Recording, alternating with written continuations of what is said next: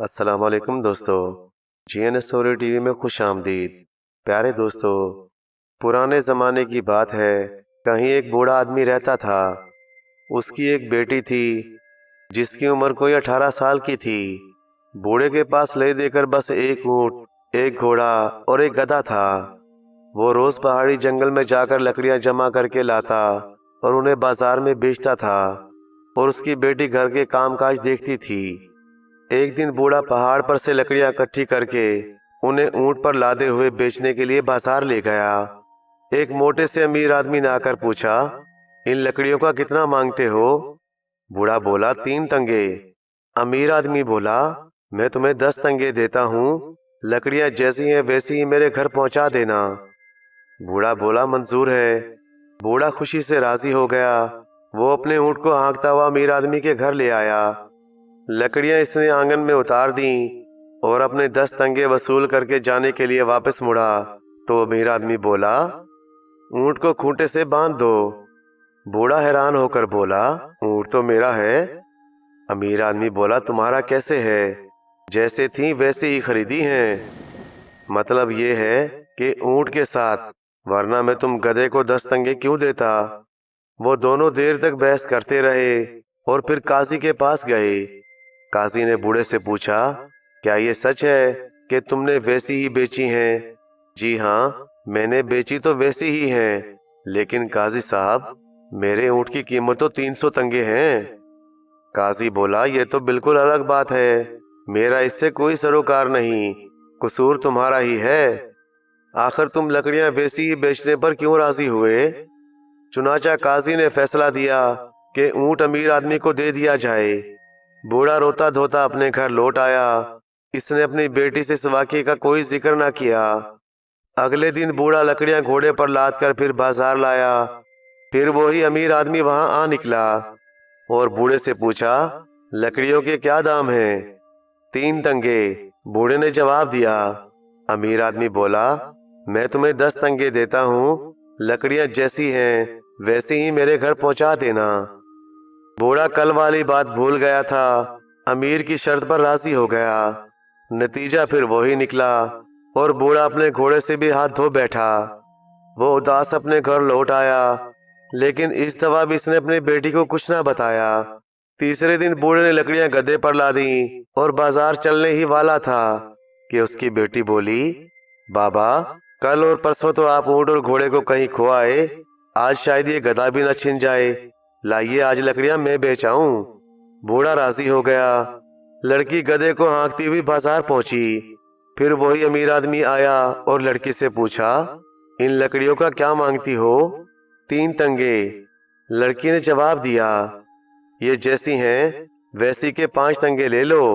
امیر آدمی بولا، اور آپ بھی اپنے تنگے ویسے ہی دے دیں گے؟ لڑکی نے پوچھا۔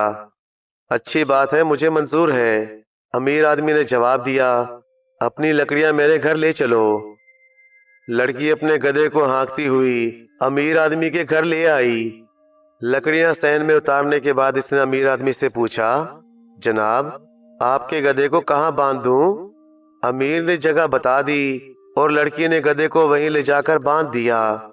پھر جب امیر آدمی لڑکی کو پیسے دینے لگا تو لڑکی نے اس کا ہاتھ پکڑ لیا اور بولی، سودا کرتے وقت آپ نے کہا تھا کہ 5 تنگے ویسے ہی دے دوں گا، اب دیجئے ویسے ہی، مطلب ہے ہاتھ کے ساتھ۔ دونوں دیر تک بحث کرتے رہے۔ شور سن کر پڑوسی جمع ہو گئے اور وہ ان دونوں کو قاضی کے پاس لے گئے۔ قاضی نے کتنی ہی چالیں چلیں، خوب ہیلے بہانے کیے، لیکن لڑکی اپنی بات پر اڑی رہی۔ لوگ شور مچانے لگے، چلا چلا کر کہنے لگے، لڑکی ٹھیک کہتی ہے، بڑی ہوشیار ہے لڑکی۔ قاضی دیر تک سوچتا رہا اور بالآخر فیصلہ دیا کہ ہاتھ دے دو۔ موٹا امیر آدمی رو پڑا اور اس نے قاضی سے کہا، میرے ہاتھ لیے بغیر کیسے کام چلے گا؟ تب قاضی نے اس سے کہا، اپنا ہاتھ دینا نہیں چاہتے تو 50 تنگے اس کی قیمت ادا کرو۔ امیر نے فوراً 50 تنگے لڑکی کو گن کر دے دیے، لیکن پھر اس کو اس رقم کا بڑا دکھ ہوا اور اس نے لڑکی سے کہا، آؤ ہم تم دونوں بازی لگائیں، ہم میں سے جو زیادہ جھوٹ بولے گا وہ 50 اشرفیاں جیتے گا۔ لڑکی مان گئی اور بولی ٹھیک ہے، آپ عمر میں مجھ سے بڑے ہیں، اس لیے سب سے پہلے آپ شروع کیجئے۔ امیر آدمی آرام سے بیٹھ گیا، کھانس کر اپنا گلا صاف کیا اور کہنا شروع کیا، ایک دفعہ میں نے گندم بوئے تھے، فصل اتنی پروان چڑھی، اتنی اونچی ہو گئی کہ کوئی اونٹ یا گھوڑے پر سوار ہو کر اس کے اندر جاتا تو 10 دن تک وہیں بھٹکتا رہتا۔ ایک دن 40 بکریاں اس کے اندر گھس گئیں تو سب وہیں گم ہو گئیں۔ فصل تیار ہو گئی تو میں نے بہت سارے مزدور بلا کے اس کو کٹوانا شروع کیا۔ ساری فصل کاٹ لی گئی، گاہی بھی جا چکی تھی، لیکن بکریوں کا کوئی پتہ نہ چلا۔ ایک دن میری بیوی اسی گندم کے آٹے کی تندوری روٹیاں پکانے لگی اور میں بیٹھ کر قرآن پڑھنے لگا۔ جب روٹیاں پک گئیں اور تندور سے نکالی گئیں تو میں ایک روٹی سے ایک ٹکڑا توڑ کر کھانے لگا۔ اچانک میرے منہ کے اندر سے میں کی آواز سنائی دی اور وہاں سے ایک بکری نکل آئی۔ اس کے بعد دوسری بکری نکلی، پھر تیسری۔ یہ سالی بکریاں اتنی موٹی تازی ہو گئی تھی کہ 4 سال کے بیلوں سے ذرا بھی کم نہیں تھیں۔ امیر آدمی اپنا جھوٹا قصہ سنا چکا تو لڑکی تالیاں بجا کر کہنے لگی، بہت خوب، آپ نے بالکل سچی باتیں بتائی ہیں، ایسا اکثر ہوتا ہے۔ لیجیے اب میری بات سنیے۔ ایک دفعہ میں نے گاؤں کے بیچوں بیچ ایک جگہ کو کھود کر کپاس کا ایک بیج بو دیا۔ کیا آپ بتا سکتے ہیں کہ کیا ہوا؟ ہوا یہ، اس بیج سے ایک بہت ہی بڑا درخت اگایا۔ وہ درخت اتنا بڑا تھا کہ کوئی گھوڑے پر سوار ہو کر دن بھر چلتا رہتا تو بھی اس درخت کا سایہ اس کے سر پر برابر موجود رہتا۔ جب کپاس تیار ہو گئی تو میں نے 500 تندرست اور توانا عورتوں کو بلا کر اس کو جمع اور صاف کرایا۔ صاف کی ہوئی روئی کو بیچ کر ہاتھ آنے والی رقم سے میں نے 40 اونٹ خریدے اور ان پر مختلف قسم کے کپڑے لدوا کر ان کو اپنے 2 بھائیوں کے ساتھ شہر بخارا بھیج دیا۔ 3 سال تک میرے دونوں بھائیوں کی کوئی خبر نہ ملی، لیکن اب کچھ ہی دن ہوئے مجھے معلوم ہوا کہ وہ دونوں مار دیے گئے ہیں۔ ہائے میرے بد نصیب بھائی! اے بھلے لوگو، ذرا ادھر تو دیکھو، یہ موٹا امیر آدمی میرے مجلے بھائی کی مرزائی پہنے ہوئے ہے۔ یہ وہی مرزائی ہے جس کو پہنے میرا بھائی بخارا گیا تھا۔ اس آدمی نے میرے دونوں بھائیوں کو مار کر ان کے اونٹ اور سارے سامان پر قبضہ کر لیا ہے۔ موٹا امیر آدمی تذبذب میں پڑ گیا، اس کی سمجھ میں نہ آیا کہ کیا کہے۔ اس نے سوچا، اس سارے قصے کو سچ مان لیتا ہوں تو قتل کرنے اور ڈاکہ ڈالنے کے جرم میں مقدمہ چل جائے گا۔ اگر میں یہ کہتا ہوں کہ یہ سب سراسر جھوٹ ہے تو 50 اشرفیاں دینی پڑیں گی۔ آخر کار اس نے رقم کی ادائیگی کو ایک غنیمت سمجھا۔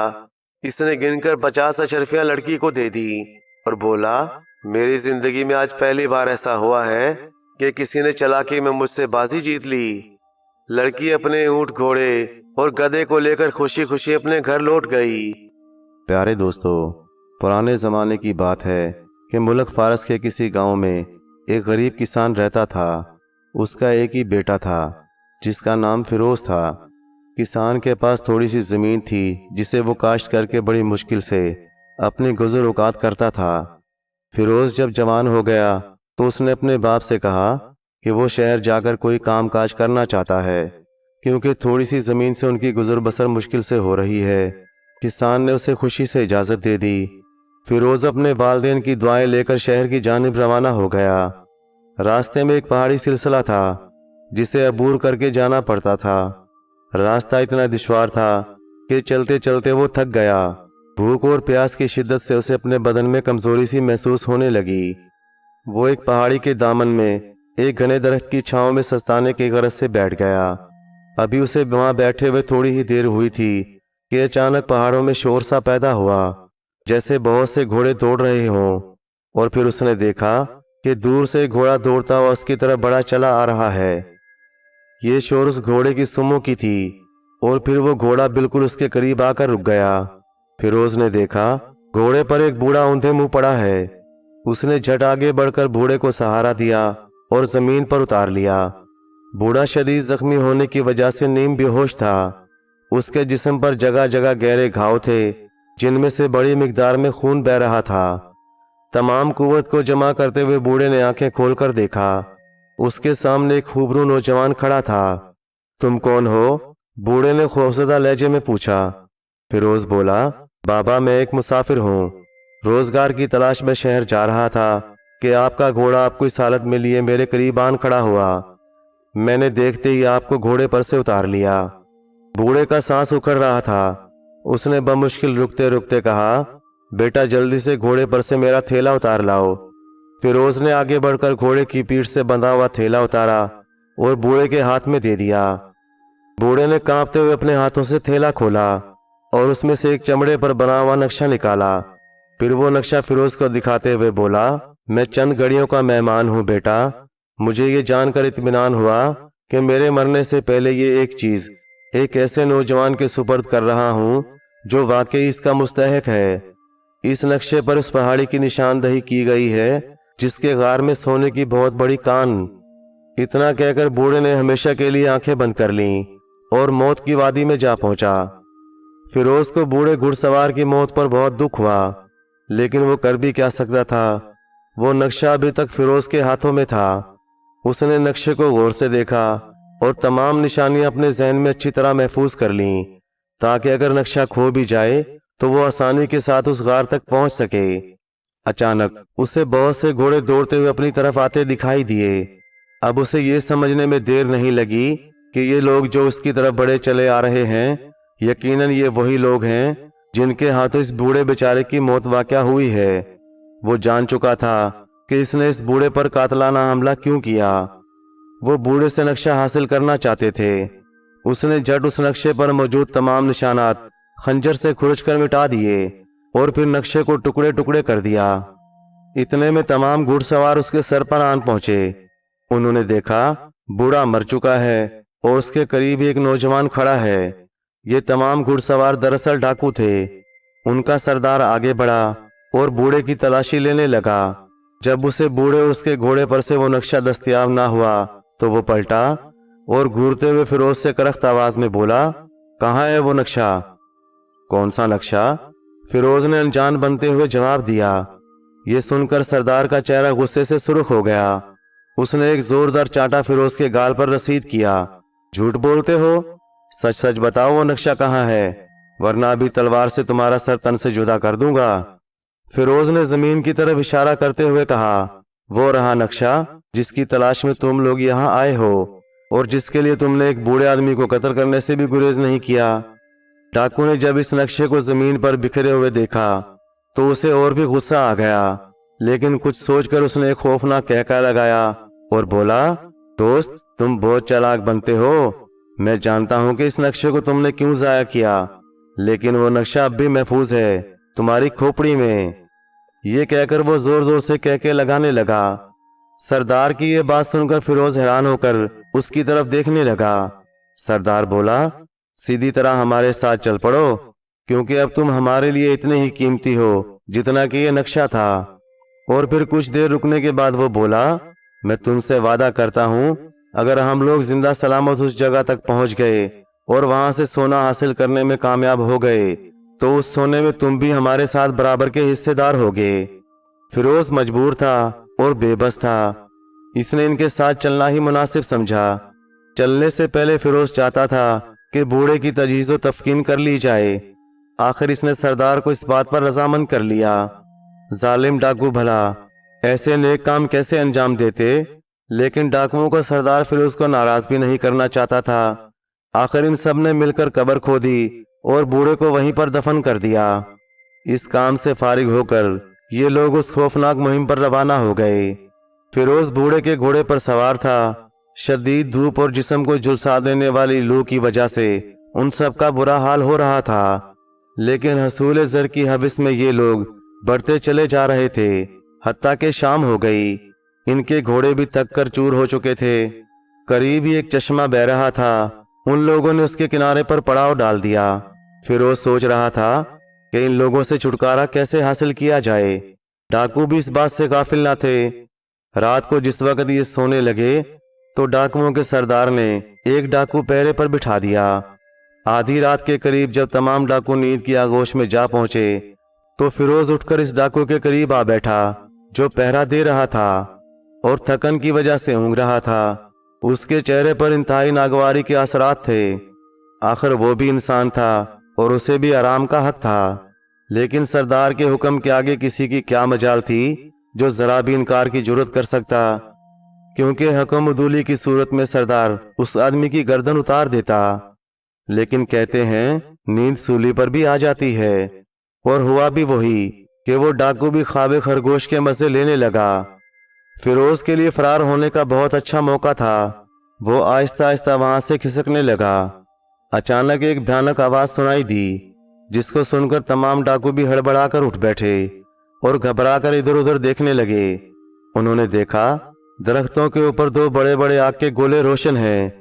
یہ ایک بہت بڑی خوفناک بلا تھی جس کی آنکھیں انگاروں کی طرح روشن تھی۔ اچانک اس بلا نے منہ کھول کر پھر خوفناک آواز بلند کی۔ اس کے منہ کھلنے سے بہت سے شعلے اس کے منہ سے بلند ہوئے، جس سے آس پاس کے سوکھے درختوں میں آگ بھڑک اٹھی۔ اس دہشت ناک منظر کو دیکھ کر خوف کے مارے تمام ڈاکوؤں نے پانی میں چھلانگیں لگا دیں اور تیرتے ہوئے پار جا پہنچے، لیکن فیروز وہیں کھڑا رہا۔ خوف کے مارے اس کا بھی برا حال ہو رہا تھا، لیکن اس کی جوان مردی نے یہ گوارا نہ کیا کہ وہ بھاگ جائے۔ اس بلا کے منہ سے نکلتے ہوئے شعلوں کی وجہ سے اور کچھ درختوں کے جلنے کی وجہ سے آس پاس کا تمام علاقہ روشن ہو چکا تھا۔ اس روشنی کی وجہ سے بلا نے فیروز کو بھی دیکھ لیا۔ اس نے ہاتھ بڑھا کر فیروز کو اپنے پنجوں میں دبوچ کر اٹھا لیا۔ فیروز نے بہت ہاتھ پاؤں مارے، لیکن وہ بے بس تھا۔ اچانک کسی درخت کی بڑی ٹہنی ٹوٹ کر فیروز کے ہاتھ میں آ گئی۔ اس بلا نے جیسے ہی فیروز کو اپنے منہ کا نوالا بنانا چاہا تو فیروز نے پوری طاقت سے وہ ٹہنی اس بلا کی آنکھ پر دے ماری، جس سے اس کی آنکھ پھوٹ گئی اور اس میں سے سرخ رنگ کا لاوا بہہ نکلا۔ اس تکلیف کی وجہ سے وہ بلا ایک خوفناک چیخ کے ساتھ اچھلی، جس کی وجہ سے فیروز اس کے ہاتھ سے نکل کر اچھلتے ہوئے چشمے کے دوسرے کنارے کے قریب جا گرا اور گرتے ہی بے ہوش ہو گیا۔ اس جگہ دوسرے ڈاکو بھی موجود تھے۔ سردار نے جب فیروز کو پانی میں گرتے دیکھا تو وہ بھی پانی میں کود گیا اور فیروز کو اٹھا کر کنارے پر لے آیا۔ فیروز بے ہوش تھا اور وہ بلا چیختے ہوئے کہیں دور جا چکی تھی۔ صبح جب دن چڑھا تو فیروز کچھ ہوش میں آ چکا تھا۔ اسے جب پتا چلا کہ ڈاکوؤں کے سردار نے اس کی جان بچائی ہے تو اس نے بھی فیصلہ کر لیا کہ اب وہ ڈاکوؤں کے ساتھ ہی رہے گا اور سونا تلاش کرنے میں ان کی رہنمائی کرے گا۔ صبح ہوتے ہی یہ لوگ پھر سونے کی کان کی تلاش میں چل پڑے۔ شدید دھوپ سے ان لوگوں کا برا حال ہو رہا تھا، لیکن وہ آگے آگے بڑھتے رہے، یہاں تک کہ سورج ڈھلنے لگا اور پہاڑوں کے سائے پھیلنے لگے۔ یہ لوگ آرام کی غرض سے ایک جگہ رک گئے۔ وہاں ان لوگوں کو چاروں طرف سے جنگلیوں نے گھیر لیا۔ فیروز سمیت یہ لوگ تعداد میں 15 تھے، لیکن جنگلیوں کی تعداد ان سے 3 گنا زیادہ تھی۔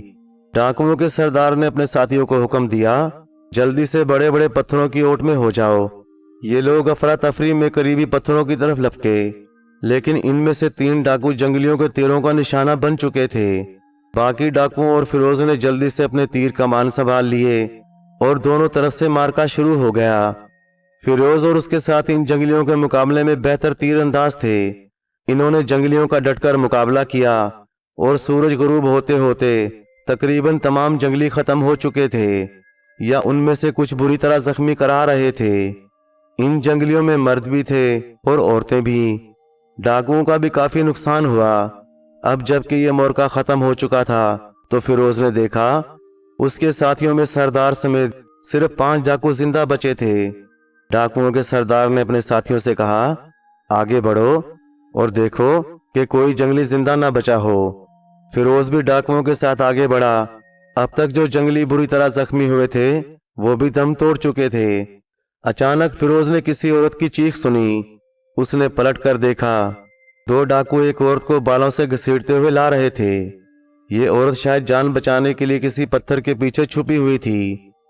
جب وہ ڈاکو اس جنگلی عورت کو لے کر قریب پہنچے تو فیروز نے دیکھا یہ جنگلی عورت بہت ہی خوبصورت لڑکی تھی، جس کو دیکھ کر یوں محسوس ہوتا تھا جیسے جنگلیوں کے بیس میں کوئی شہزادی ہو۔ فیروز کو اس پر رحم آ گیا اور اس نے ان ڈاکوؤں سے کہا وہ اس پر سختی نہ کریں، ویسے بھی یہ مردانگی نہ تھی۔ ڈاکوؤں کے سردار نے ڈاکوؤں کو حکم دیا کہ وہ اسے چھوڑ دیں۔ چونکہ اس لڑکی کے تمام ساتھی ختم ہو چکے تھے، اس لیے فیروز کے کہنے پر سردار उस लड़की को अपने साथ रखने पर रजामंद हो गया। अंधेरा काफी फैल चुका था और लड़ाई की वजह से ये लोग थक कर चूर हो चुके थे, लेकिन वो इस जगह ठहरना भी नहीं चाहते थे क्योंकि वहां पर बहुत सी लाशें बिखरी पड़ी थीं। ये लोग यहाँ से आगे चल पड़े और कुछ दूर जाकर एक जगह रात बसर करने के लिए ठहर गए। अगले रोज फिर ताज़ा दम होकर वो अपने सफर पर रवाना हो गए। इस तरह चलते चलते कई रोज गुजर गए। तरह तरह की मुसीबतें झेलते हुए आखिर ये उस जगह आन पहुंचे जहां से इन्हें उस पहाड़ की बुलंद चोटी दिखाई देने लगी। उसे देखकर इनकी खुशी का कोई ठिकाना ना था। ये लोग दौड़ते हुए मीनारनुमा पहाड़ की इस चोटी के करीब पहुंच गए। अब एक मसला था, वो ये कि उन्हें शाम तक यहाँ रुककर इस बात का इंतजार करना था कि सूरज गरूब होने के वक्त इस मीनारनुमा चोटी का साया फैलते फैलते किस पहाड़ी पर पहुंचता है। खुदा खुदा करके शाम के करीब इस चोटी का साया पहाड़ के एक शगाफ पर पहुंचकर छांव में गुम हो गया। क्योंकि सूरज गरूब हो चुका था, ये लोग उस शगाफ के करीब जाकर रुक गए और दिन चढ़ने का इंतजार करने लगे। आज उनमें से खुशी के मारे किसी को भी नींद नहीं आ रही थी। ये रात उन लोगों के लिए यूं ही गुजरी जैसे बरसों गुजर गए हों। सूरज की किरण के निकलते ही ये सब उस गार में दाखिल हो गए। ये एक सुरंगनुमा रास्ता था। कुछ देर बाद ये पहाड़ की दूसरी तरफ जा पहुंचे। उन्होंने देखा सामने एक पहाड़ी की निचली सतह पूरी की पूरी जगमगा रही थी। यही वो सोने की कान थी जिसको देखकर डाकुओं का बुरा हाल हो रहा था। वो सब उस कान की तरफ दौड़ पड़े। उनमें से हर एक सबसे पहले वहां पहुंच जाना चाहता था, लेकिन फिरोज वहीं खड़ा रहा। इसने लड़की को भी वहीं रोक लिया। लड़की की समझ में कुछ नहीं आ रहा था। वो जंगली होने के बावजूद सोने की अहमियत को समझती थी। वो हैरान थी कि फिरोज सोने की कान की तरफ क्यों नहीं लपका, लेकिन फिरोज कुछ और ही सोच रहा था और जो कुछ उसके जहन में था उसके ऐन मुताबिक वो वाकया ज़हूर पजीर हो गया। तमाम डाकू इतनी दौलत को देखते ही पागल हो चुके थे, जिसकी वजह से वो एक दूसरे पर झपट पड़े जैसे एक दूसरे की तिक्का बोटी कर देना चाहते हों।